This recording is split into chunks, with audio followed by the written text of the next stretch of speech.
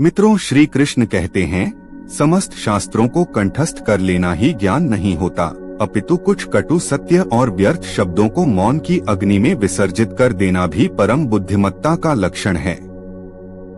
इसलिए धैर्य धारण करो, ईश्वर की लीला पर विश्वास रखो, क्योंकि समय के गर्भ में वह चमत्कार भी पल रहा है जिसकी प्रतीक्षा में तुम्हारी आत्मा वर्षों से व्याकुल है। चिंता के अंधकार में मत डूबो, क्योंकि एक दिन ऐसा अवश्य आएगा जब प्रभु तुम्हारे अधरों से विलुप्त हुई मुस्कान को पुनः लौटा देंगे। तब तुम्हारी हंसी फिर उसी प्रकार गूंजेगी जैसे शांत आकाश में प्रथम वर्षा की मधुर गर्जना। यदि संसार तुम्हारे ऊपर कीचड़ उछाले तो व्यथित मत होना। स्मरण रखना, मनुष्य वही बांटता है जो उसके अंतःकरण में भरा होता है।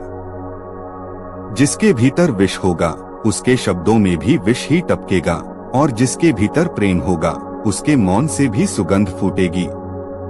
एक दिन बिना शिकायत, बिना निंदा और बिना कटु वचनों के व्यतीत करके देखो, तुम्हें शांति खोजनी नहीं पड़ेगी, शांति स्वयं तुम्हारे द्वार पर आकर बैठ जाएगी। संसार को इस बात से विशेष सरोकार नहीं कि तुम भीतर से प्रसन्न हो या नहीं, उन्हें केवल इस बात की चिंता रहती है कि तुम उनकी इच्छाओं को कितना संतुष्ट करते हो। जीवन में थोड़ा पागलपन भी आवश्यक है, क्योंकि अत्यधिक समझदार लोग अक्सर खुलकर हंसना भूल जाते हैं। यदि किसी का अहित करने का विचार मन में उठे तो उसे कल पर टाल दो, किंतु यदि किसी के कल्याण का भाव जागे तो उसे आज ही पूर्ण कर डालो। परिवर्तन को स्वीकार कर लेना ही वह दिव्य शक्ति है जो मनुष्य को हर विपत्ति में भी मुस्कुराना सिखाती है। यह जीवन कोई साधारण पथ नहीं, बल्कि रहस्यों और अनुभवों से भरी एक विराट यात्रा है। यहाँ हर व्यक्ति को उत्तर देना और हर घटना पर प्रतिक्रिया करना आवश्यक नहीं होता। यदि काल स्वयं तुम्हारी प्रतीक्षा नहीं करता तो तुम शुभ मुहूर्त की प्रतीक्षा में अपने स्वप्न क्यों रोकते हो?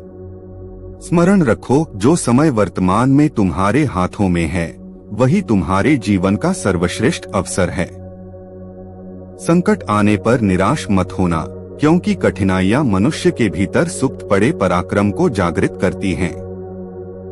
विपत्तियां हमें तोड़ने नहीं, बल्कि हमें और अधिक प्रखर, धैर्यवान और अडिग बनाने आती हैं।